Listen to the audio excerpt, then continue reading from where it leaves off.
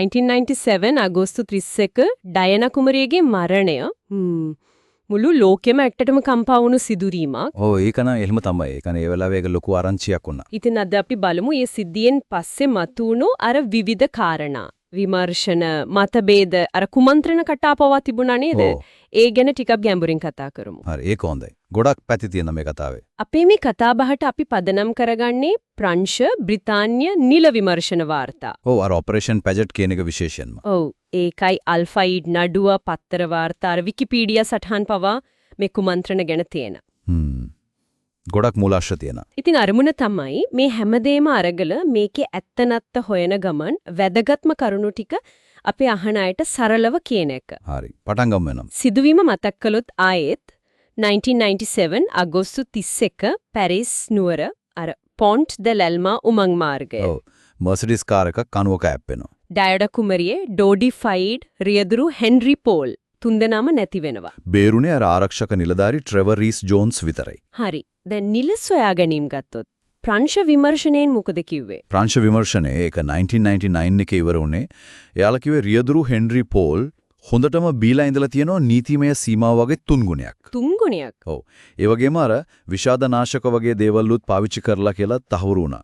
පැපරාසීන් ගැන. එයාලා කිව්වේ පැපරාසීන් මනුෂ්‍ය ඝාතනයකට වග කියන්න ඕන නෑ කියලා ඒක එයාලගේ නිගමනය. ඒත් බ්‍රිතාන්‍ය මරණ පරීක්ෂණය. ඒක 2008 නේද? ඔව් 2008. එතන ජූරිය දුන්න තීන්දුව ටිකක් වෙනස්.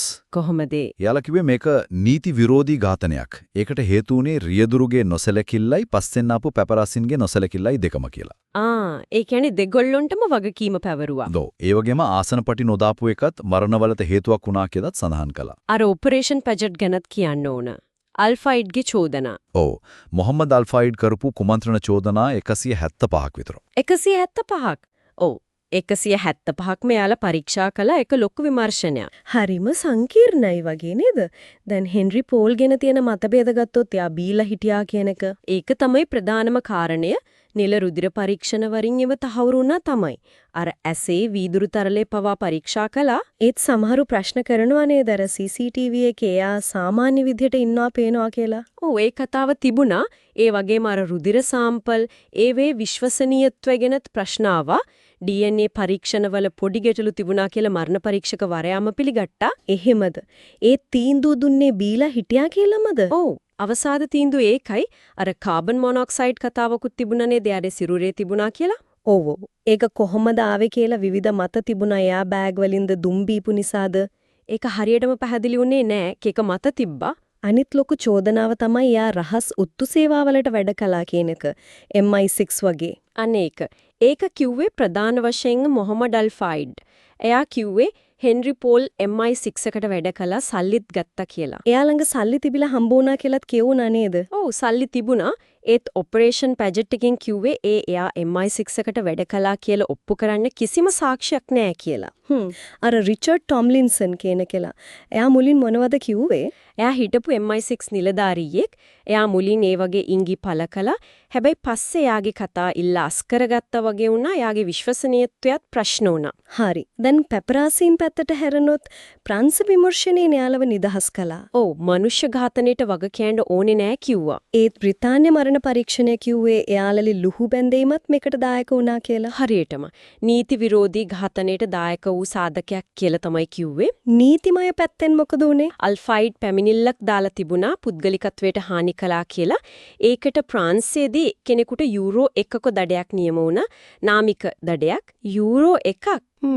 දැන් අර කුමන්ත්‍රණ න්‍යායන් ගත්තම MI6 හරි රාජකීය පවුල හරි සම්බන්ධයි කියන කතාව. ඒක තමයි අල්ෆයිඩ් දිගටම කිව්වේ නේද? ඔව්. එයාගේ තර්කය උනේ ඩයනා ඩෝඩි එක්ක ඉන්නවට එයා මුස්ලිම් නිසා රාජකීය පවුල කැමති උනේ නෑ. ගැබ්ගෙන් හිටියා කියලාත් කිව්වා නේද? ඔව්. ඩයනා ගැබ්ගෙන හිටියා. ඒ නිසා පිලිප් කුමාරයා චාල්ස් කුමාරයා එකතු වෙලා MI6 ලවා මේක කළා කියලා එයා කිව්වේ. ඒකට සාක්ෂි විදිහට ඩයානාම හැම බයක් පළ කරපු ලියුමක් ගැනත් කතා වුණා නේද? 1993 ලියුමක්. ඔව්. චාල්ස් අනතුරක් සැලසුම් කරනවා කියලා බයක් පළ කරපු ලියුමක් ගැන කියුණා. 1995 නීතිඥයෙක්වත් කතා කරලා දෙනවා කියලා වාර්තා වුණා. චාල්ස් කුමාරයා මොකද කිව්වේ? එයා කිව්වේ එහෙම ලියුමක් ගැන දන්නේ නැහැ කියලයි. ටොම්ලින්සන් අර ස්ට්‍රෝබ් ලයිට් ගැහුවා කියලාත් කතාවක් ගෙනාවා. ඒත් ඒකත් පස්සේ ප්‍රතික්ෂේප වුණා. SAS සම්බන්ධයක්ත් කතා වුණා නේද පස්සේ කාලෙක. ඔව් 2013 වගේ ඒත් මෙට්‍රොපොලිටන් පොලිසිය එකත් පරීක්ෂා කරලා ප්‍රතික්ෂේප කළා. ගැප් ගෑමීම ගැන කතාව ඒක ඇත්තක්ද? අල්ෆයිඩ් දිගටම කිව්වේ ඇත්තක් කියලා. ඒත් ඔපරේෂන් පැජට් එකේ අධිකරණ වෛද්‍ය පරීක්ෂණ වලින් කිසිම සාක්ෂියක් හම්බුනේ නැහැ. ඩයනාගේ යාළුවෙක්. රෝසා මොන්ක්ටන්. එයා ඩයනාට ගොඩක් සමීපයි. එයා කිව්වා අනතුර වෙද්දී ඩයනා ගැප් ගෙන හිටියේ නැහැ කියලා. අර සුදු ෆියට් යූනෝ කාර් එක ගැන කතාවත් හරිම අභිරහසක් නේද? ඔව්. මර්සිඩිස් එකේ ඒ කාර් එකේ තීන්ත සලකුණු තිබිලා හම්බුණා. කවුරුවරි දැකලත් තිබුණා. ඒත් හොයාගන්න බැරි වුණා. බෑ. ලොකු සෝදිසි කිරීම කළා. අර ජේම්ස් ඇන්ඩර්සන් කියන ෆොටෝග්‍රැෆර්ට තමයි ඒක අයිති. එයා MI6 ඔත්තුකාරයෙක් කියලා අල්ෆයිඩ් කිව්වේ. ඉතින් විමර්ශන වලින් මොකද කිව්වේ? බජට් එකෙන් හොයාගත්ත ඇන්ඩර්සන්ගේ ඒ කියන ෆියට් එක අනතුරු වුණු දවස්වල පාමිච්චට ගන්න බැරි තත්වයක තිබුණේ කියලා. එහෙමද? ඔව්. එයාට අලිබියකුත් තිබුණා. එයා ඒ වෙලාවේ වෙන දැනක ඉඳලා තියෙන්නේ. එතකොට ඇන්ඩර්සන්ට මොකද උනේ? එයා පස්සේ සියදිවි නසා ගත්තා කියලා තමයි නිල වාර්තාවල තියෙන්නේ.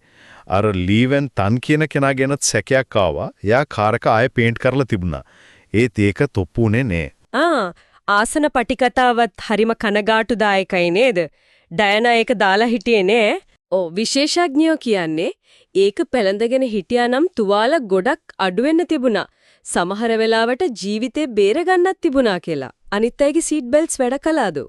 සුන්බුන් විශ්ලේෂණය කරලා බලද්දී අනිත් ඒවා ක්‍රියාකාරී මට්ටමේ තිබිලා තිනවා. ඩයනාගේ එකට හානි වෙලා තිබුණා. ඒක අනතුරෙන් පස්සේ වෙන්න ඇති කියලා හිතන්නේ. උමං මාර්ගයේ CCTV වැඩ කළේ නැහැ කියන එකත් පුදුමයක් නේද? ඒකත් කුමන්ත්‍රණ කතාවලට උදව් වුණා.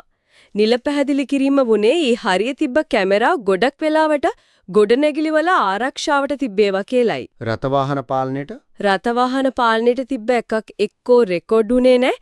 නැත්තම් ඒ වෙලාවේ කවුරුත් ඒක බලාගෙන හිටියේ නැහැ. තව එකක් වැඩ කළේ නැහැ කියලාත් කිව්වා. අනතුරට කලින් දීප්තිමත් ආලෝකයක් දැක්ක කියලාත් කවුද සාක්ෂි දුන්නා නේද? කීප දෙනෙක් කිව්වා ෆ්ලෑෂ් එකක් වගේ දැක්ක කියලා. ඒත් තව කට්ටියක් කිව්වා එහෙම දෙයක් දැක්කේ නැහැ කියලා. අර ප්‍රධාන සාක්ෂිකරු ෆ්‍රැන්ස්වා ලෙවිස්ට්‍රේ. එයාගේ කතාව එයාගේ බිරින්දම ප්‍රතික්ෂේප කළා. ඒක විශ්වාස කරන්න බෑ කියලා තමයි පැජට් එකෙනුත් කිව්වේ. එයාලගේ නිගමනය එහෙම ලයිට් එකක් තිබ්බෙන්නේ නැහැ කියන එක. ඉතින් මේ ඔක්කොම එකට ගත්තම පේන්නේ මේක එක දෙයක් නිසා වුණ දෙයක් නෙමෙයි නගේ නේද? අනිවාර්යයෙන්ම. ඒක තමයි ඇත්තටම පේන්න තියෙන්නේ. රියදුරුගේ తত্ত্বය, ස්පීඩ් එක, පැපරාසින් පන්නන එක, සීට් බෙල්ට් නොදාපු එක මේ ඔක්කොම එකතු වෙලා තමයි මේ ඛේදවාචකය උනේ. ඔව් ඒක පැහැදිලි. ඒත් අර නිල විමර්ශන හැම කියද්දිත් ආල්ෆයිඩ් වගේ අය සමහර මාධ්‍ය එයාලා පතුරවපු කතා නිසා මිනිස්සුන්ගේ හිතේ තාම සැක තියෙනවා. ඒක ඇත්ත. හැරි කුමාරයා පවා එයාගේ පොතේ මරණ පරීක්ෂණය ගැන එච්චර හොඳක් කියලා තිබ්බේ නෑ. එහෙමද? ඒත් ඇත්ත ජූරිය අර බ්‍රිතාන්‍ය ජූරිය පැපරාසින්ටත් වගකීම පැවරුවා කියන එකත් වැදගත්. එහෙමනම් මේ කතා බහින අපිට තේරෙන්නේ මොනතරම් විමර්ශන කළත් සමහරුන්ට තාමත් මේකේ ප්‍රශ්න තියෙනවා. ප්‍රශ්න ඉතුරු වෙලා තියෙනවා. හැබැයි නිල වාර්තාවලින් පේන්නේ නම් මේක නොසැලකිලිමත්කම, බීමත්කම, ආරක්ෂක විධිවිධාන හරියට පාවිච්චි නොකිරීම වගේ දේවල් නිසා උග්‍ර වුණු ඇත්තටම කඩගාටුදායක ඛේදජනක රියානතුරා.